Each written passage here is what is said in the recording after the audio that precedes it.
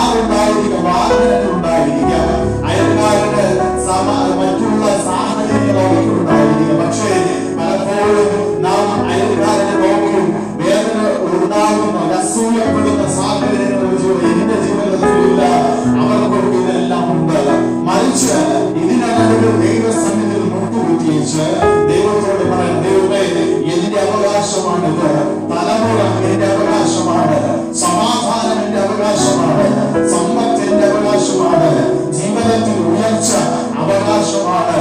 കർത്താവ് വചനത്തിലൂടെ ഒന്ന് പറഞ്ഞിട്ടുണ്ടെങ്കിൽ അത് എന്റെ അവകാശമാണ്. അങ്ങനെ അവകാശത്തോടെ തരണമേന്ന് പ്രാർത്ഥിക്കുമ്പോൾ സ്വർഗ്ഗത്തിലെ ദൈവം നമ്മുടെ മധ്യത്തിലേക്ക് ഇറങ്ങി വരുവാനിടയായിത്തീരും എന്നതിൽ യാതൊരു സംശയമില്ലല്ലോ.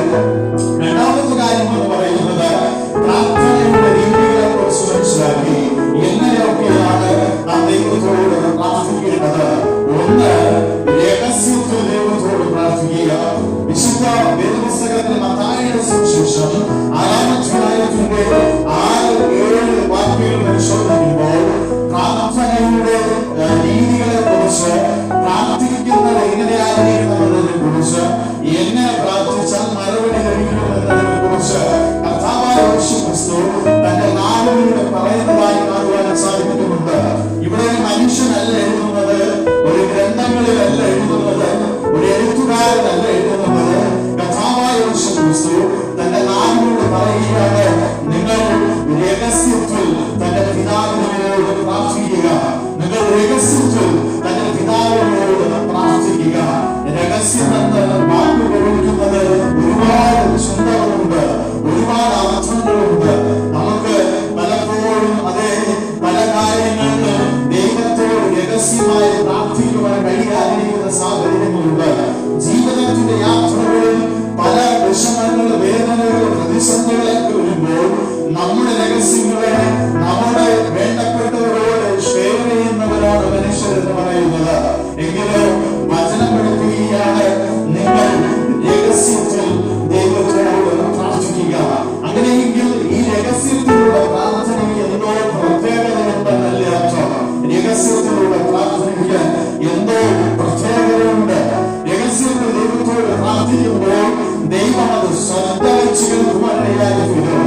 നാം മനുഷ്യനോട് വേദന പറയുന്നതിനേക്കാൾ നമ്മുടെ സുഹൃത്തിനോട്, മറ്റൊരു വ്യക്തികളോട് നമ്മുടെ പ്രയാസങ്ങൾ അറിയിക്കുന്നതിനേക്കാൾ രഹസ്യത്തിൽ വാതിലടച്ച് അടച്ച് ഭവനത്തിന്റെ അകത്തേക്ക് കയറി മുട്ടുമടക്കി ദൈവത്തോട് നമ്മുടെ വേദന അറിയിക്കുവാനിടയായിത്തീർന്നാൽ നിശ്ചയമായി ദൈവം നമ്മുടെ വിഷയങ്ങളിൽ ഇറങ്ങി വരുവാനിടയായിത്തീരും.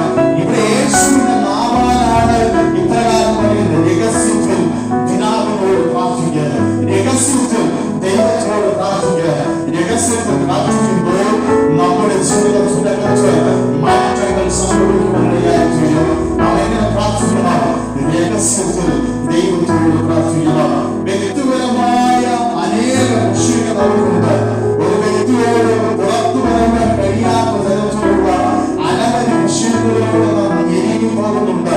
ഒരു വ്യക്തിയോട് പറഞ്ഞാൽ ഈ വ്യക്തി നാളെ ഒരു സമയത്ത് ഇത് അനേകരോട് പറയുവാനിടയായിത്തീരും. പക്ഷെ ഇങ്ങനെ ദൈവത്തിനോട് നാം ചില വിഷയങ്ങൾ അറിയിക്കുമ്പോൾ അത് സുരക്ഷിതമാണ്. ദൈവത്തോട് നാം പലരും അറിയിച്ചാലും, രഹസ്യങ്ങൾ അറിയിച്ചാലും, നമ്മുടെ വിഷയങ്ങൾ അറിയിച്ചാൽ ദൈവത്തിന്റെ പക്കൽ അത് സുരക്ഷിതമാണ്. അതിനുള്ള മറുപടിയുണ്ട്, നിശ്ചയമാണ്. മനുഷ്യന്റെ സ്വഭാവത്തെ കുറിച്ച് നമുക്കറിയാം, പറയേണ്ടതില്ലല്ലോ. ഒരു ഉയർച്ച വരുമ്പോൾ നമ്മുടെ കൂടെ അത് അനേകരുണ്ടാകുവാനിടയായിത്തീരും. ഒരു കഷ്ടത വരുമ്പോഴും, ഒരു താഴ്ച വരുമ്പോഴും, ഒരു പ്രതിസന്ധി വരുമ്പോഴും, ഒരു നിരാശ വരുമ്പോഴും നമ്മുടെ ജീവിതത്തിന്റെ അകത്ത് എത്ര സുഹൃത്തുക്കളുണ്ട്, എത്ര ബന്ധുക്കളുണ്ട്, എത്ര പ്രിയപ്പെട്ടവരുണ്ട്, എത്ര ഉറ്റവരുണ്ട്, എത്ര ഉടയവരുണ്ട്. നോക്കണം, ഉയർച്ച വരുമ്പോൾ മാത്രം സ്വാർത്ഥ കാര്യങ്ങൾ നമ്മിൽ നിന്ന് എന്തെങ്കിലും നേടുവാൻ മാത്രം ഓടിയെടുക്കുന്ന ആ ബന്ധുക്കളെക്കാൾ, സഹോദരങ്ങളെക്കാൾ, സുഹൃത്തുക്കളെക്കാൾ വലിയവനാണ് നമ്മുടെ ദൈവം. ആ ദൈവത്തിന്റെ പ്രത്യേകത എന്ന് പറയുന്നത് അനന്യനാണ്, എല്ലാ കാലത്തും അനന്യനാണ്. അന്ന് എങ്ങനെയായിരുന്നു അതുപോലെയാണ് ഇന്ന്. അന്നൊരു വാക്ക് ദൈവം നമ്മോട് പറഞ്ഞിട്ടുണ്ടെങ്കിൽ നിശ്ചയമായി ദൈവം അത് നിർവഹിക്കുവാനിടയായിത്തീരുമല്ലോ. അതുകൊണ്ട് മനുഷ്യരോട് പറയുന്നതിനേക്കാൾ ദൈവത്തോട് നമ്മുടെ വിഷയങ്ങൾ അറിയിക്കാം. മനുഷ്യനോട് നമ്മുടെ ആവശ്യങ്ങൾ ഷെയർ ചെയ്യുന്നതിനേക്കാൾ ദൈവത്തോട് നമ്മുടെ പ്രാർത്ഥിക്കാം. തക്ക സമയത്ത് ദൈവം നമ്മെ ഉയർത്തുവാനിടയായി തീരും. സ്തോത്രത്തോടും അത് വചനം പഠിപ്പിക്കുന്നതിനെയാണ്. നിങ്ങൾ ഭാരപ്പെടാതിരിക്കുവിൻ, നിങ്ങൾ ഭയപ്പെടാതിരിക്കുവിൻ, നിങ്ങൾ കരയാതിരിക്കുവിൻ, മറിച്ച് നിങ്ങൾ എന്റെ അടുക്കലേക്ക് കടന്നു വന്ന് എന്നോട് ഈ വിഷയങ്ങളൊക്കെ അറിയിക്കുവിൻ. ഇത് പറയുന്ന കർത്താവായ യേശു ക്രിസ്തുവാണ്. എന്ന് പകൽക്കാലോ എന്നോടും നിങ്ങളോടും ദൈവത്തിനാത്മാവ് പറയുകയാണ്, ഭാരപ്പെടാതിരിക്കുവിൻ, ഭയപ്പെടാതിരിക്കുവിൻ, ഭയപ്പെടാതിരിക്കുവിൻ. അതെ, നിങ്ങളുടെ ഭാരപ്പെടുന്ന വിഷയം എന്നിലേക്ക് നൽകുക. അപ്പോഴോ ദൈവം അതിന് മറുപടി നൽകുവാൻ ഇടയായി തീരും എന്നതിൽ യാതൊരു സംശയമില്ലല്ലോ. എങ്ങനെ പ്രാർത്ഥിക്കണം? രഹസ്യത്തിൽ പ്രാർത്ഥിക്കണം. രണ്ടാമത്തത്, എങ്ങനെ പ്രാർത്ഥിക്കണം? കണ്ണുനീരോടെ ദൈവത്തോട് പ്രാർത്ഥിക്കണം. കണ്ണുനീരോടെ പ്രാർത്ഥിക്കണം. കണ്ണുനീരോടെ നാം പ്രാർത്ഥിക്കുമ്പോൾ നമ്മുടെ കണ്ണുനീരിന്റെ മറികടക്കുവാൻ ദൈവത്തിന് കഴിയുകയില്ല. കണ്ണുനീരോടെ നാം ദൈവസന്നിധിയിൽ പ്രാർത്ഥിക്കുമ്പോൾ ഈ കണ്ണുനീര് തുള്ളികൾ ഒരു സമയം സംസാരിക്കും. നമുക്ക് വേണ്ടി നമ്മുടെ കണ്ണുനീര് തുള്ളികൾ സംസാരിക്കും. നാം പലപ്പോഴും വിചാരിക്കുന്നത് നാം ദൈവത്തോട് പ്രാർത്ഥിക്കുന്നുണ്ട്, അതിനൊരു മറുപടി ഇല്ല എന്നാണ്. ചില ഡിലേ ഉണ്ടാകാം, ചിലപ്പോൾ കാലതാമസം ഉണ്ടാകാം. എങ്കിലും നാം ഒഴികെ കണ്ണുനീരുകൾ ഒരു സമയം സംസാരിക്കുവാനിടയായി തീരും. നാം ആർക്കെങ്കിലും വേണ്ടി കരുതിയിട്ടുണ്ടെങ്കിൽ, നാം ഏതെങ്കിലും കാര്യത്തിന് വേണ്ടി ദൈവസന്നിധിയിൽ വേദനിച്ചിട്ടുണ്ടെങ്കിൽ, ആ കണ്ണുനീര് ഒരു സമയം സംസാരിക്കുവാനിടയായി തീരും. ഈ കണ്ണുനീര് അത് മറുപടി നൽകുവാനിടയായി തീരും. നാം ഒഴുക്കുന്ന കണ്ണുനീരുകൾ വൃഥാവായി പോവുകയില്ല. മക്കൾക്ക് വേണ്ടി കരുതിയിട്ടുണ്ടെങ്കിൽ, അല്ലെങ്കിൽ ഭാര്യയ്ക്ക് വേണ്ടി, ഭർത്താവിന് വേണ്ടിയോ, സഹോദരങ്ങൾക്ക് വേണ്ടിയോ, സ്നേഹിതർക്ക് വേണ്ടിയോ, അവരുടെ സ്വഭാവം ഇങ്ങനെയാണ്, ശരിയാകുന്നില്ല, അവര് ശരിയായി മടങ്ങി വരുന്നില്ല എന്നൊക്കെ ഓർത്ത് വേദനപ്പെട്ട് ദൈവസന്നിധിയിൽ കണ്ണുനീർ ഒഴുക്കിയിട്ടുണ്ടെങ്കിൽ, നിങ്ങൾ ഭാഗ്യമുള്ളവരാണ്. എന്നാൽ നിങ്ങളുടെ കണ്ണുനീര് അത് എടുക്കുന്ന ഒരു ദിവസമുണ്ട്. അത് എടുക്കുമ്പോൾ അതിന് മറുപടി തരുന്ന ഒരു ദിവസം കൂടെയുണ്ട്. ഈ കണ്ണുനീരിന് മറുപടി തരുന്ന, ഈ കണ്ണുനീര് സംസാരിക്കുന്ന, ഈ കണ്ണുനീര് പ്രവർത്തിക്കുന്ന, ഈ കണ്ണുനീര് മറുപടി നൽകുന്ന ഒരു ദിനമുണ്ട്. അതുകൊണ്ട് കണ്ണുനീര് വൃതമായി പോവുകയില്ല. പ്രാർത്ഥിക്കുന്നത് എങ്ങനെ പ്രാർത്ഥിക്കണം? കണ്ണുനീരോട് പ്രാർത്ഥിക്കണം. നമ്മുടെ പ്രാർത്ഥനകൾക്ക് ഇന്ന് ചിലപ്പോൾ മറുപടി ലഭിച്ചില്ലായിരുന്നു വരാം. ഒരു പക്ഷേ നാളുകളോളം കാത്തിരിക്കേണ്ടി വരാം. എങ്കിലും അത് യോസേഫ് എത്രത്തോളം കാത്തിരുന്നു, അബ്രഹാം എത്രയോ വർഷങ്ങൾ കാത്തിരുന്നു. നാം ദൈവസന്നിധിയിൽ പ്രാർത്ഥനയോടെ കാത്തിരിക്കുമ്പോൾ നമുക്ക് തീർച്ചയായും ദൈവം മറുപടി നൽകുവാൻ അതേ ആശയോടുമുറ്റിയിരുന്നുകൊണ്ട് പ്രാർത്ഥിക്കുവാൻ ആഹ്വാനം ചെയ്യുകയാണ്. അങ്ങനെയെങ്കിൽ എങ്ങനെ പ്രാർത്ഥിക്കണം? കണ്ണുനീരൊഴുക്കി പ്രാർത്ഥിക്കണം. നമ്മുടെ കണ്ണുനീര് വറ്റിപ്പോയുള്ളതാണ്, ഉള്ളതുകൊണ്ടാണ് നമ്മുടെ ഭവനത്തിൽ നിന്ന് ദുരിതങ്ങൾ മാറാത്തത്. പണ്ട് കാലങ്ങളിൽ രാത്രിയുടെ യാമങ്ങളിൽ രണ്ടാം സമയത്തും 2 മണി നേരത്തും 3 മണി നേരത്തും രാവിലെ പുലർച്ചെ 5 മണിക്കൊക്കെ എഴുന്നേറ്റ് വന്ന് കരയുന്ന അമ്മമാരുണ്ടായിരുന്ന സാഹചര്യം ഉണ്ടായിരുന്നു. നമ്മുടെ കണ്ണുനീര് പറ്റിയതുകൊണ്ടല്ലേ നമ്മുടെ ജീവിതത്തിൽ നിന്ന് ദുരിതങ്ങൾ മാറാതിരിക്കുന്നത്, നമ്മുടെ തലമുറകളിൽ നിന്ന് കഷ്ണങ്ങൾ മാറാതിരിക്കുന്നത്.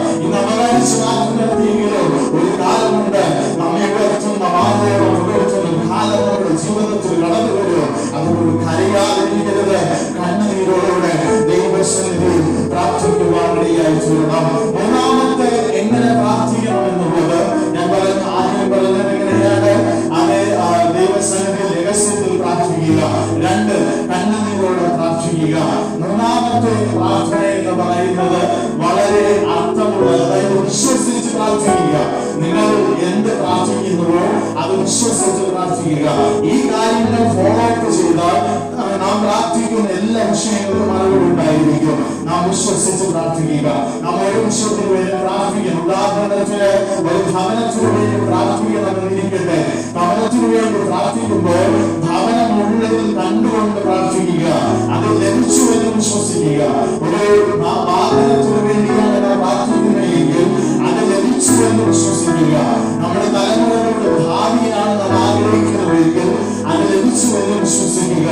ലഭിച്ചു എന്ന് വിശ്വസിച്ചിട്ട് വേണം ആ പ്രാർത്ഥനയെ നേരിടുക. അങ്ങനെ പ്രാർത്ഥിക്കുമ്പോൾ ദൈവം നമുക്ക് അത് നൽകുവാനിടയായിത്തീരും. ദൈവം നൽകണമെങ്കിൽ വിശ്വസിച്ച് പ്രാർത്ഥിക്കും. ദൃഢമായ വിശ്വാസത്തിലാണ് ദൈവം പ്രവർത്തിക്കുന്നത്. അതുകൊണ്ട് വിശ്വാസത്തോടെ പ്രാർത്ഥിക്കുക. ലഭിച്ചു എന്നുള്ള വിശ്വാസത്തോടെ പ്രാർത്ഥിക്കുക. ലഭിച്ചു എന്നുള്ള വിശ്വാസത്തോടെ പ്രാർത്ഥിക്കുമ്പോൾ ദൈവം അത് നമുക്ക് നൽകുവാനിടയായിത്തീരും. അതുകൊണ്ട് പ്രിയമുള്ളവരെ, ഞാൻ പറഞ്ഞതുപോലെ പ്രാർത്ഥന രണ്ട് രീതിയിലുണ്ട്. ഒന്ന് അപേക്ഷിക്കുന്ന പ്രാർത്ഥന, രണ്ട് ആജ്ഞാപിക്കുന്ന പ്രാർത്ഥന. രണ്ടാമത്തെ കൂട്ടത്തിൽ നാം ആകേണ്ടതുണ്ട്. ആ ശൈലി നാം മുന്നോട്ട് കൊണ്ടുപോകേണ്ടതുണ്ട്. മൂന്ന് പ്രാർത്ഥന ശൈലികളെ കുറിച്ച് പറഞ്ഞു. ഒന്ന്, എങ്ങനെ പ്രാർത്ഥിക്കുന്നതിനെ കുറിച്ച് മൂന്ന് കാര്യങ്ങൾ പറഞ്ഞു. ഒന്നാമത് രഹസ്യത്തിൽ ദൈവത്തോട് പ്രാർത്ഥിക്കുക, കണ്ണുനീരോടെ പ്രാർത്ഥിക്കുക. മൂന്നാമത് പറഞ്ഞു ലഭിച്ചുള്ള വിശ്വാസത്തോടെ പ്രാർത്ഥിക്കുക. ഇതൊരു പ്രാർത്ഥനയുടെ ഒരു ക്രമമാണ്.